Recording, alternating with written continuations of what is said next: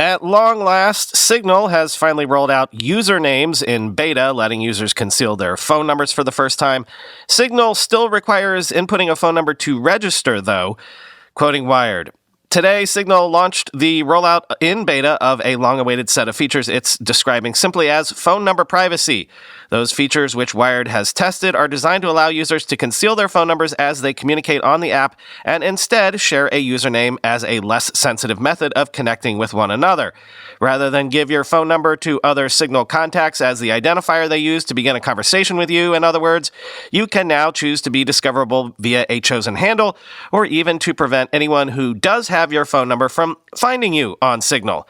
The use of phone numbers has long been perhaps the most persistent criticism of Signal's design. These new privacy protections finally offer a fix, says Meredith Whitaker, Signal's president. We want to build a communications app that everyone in the world can easily use to connect with anyone else privately. That privately is really in bold, underlined in italics, Whitaker tells Wired.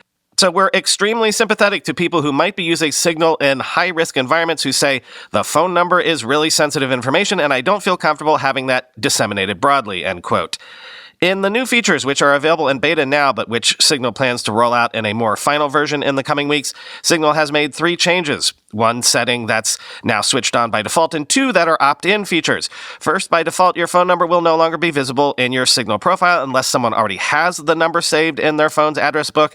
Second, you can now choose to create and share a unique username or a QR code that contains it with anyone you want to connect with. Mine, for instance, is Andy.01. Once someone does start messaging you, a little confusingly, they'll see your chosen profile name instead of that username. That profile name, just as before in Signal, doesn't have to be unique, and the person you're interacting with can also change it in their own view of you in the app, end quote.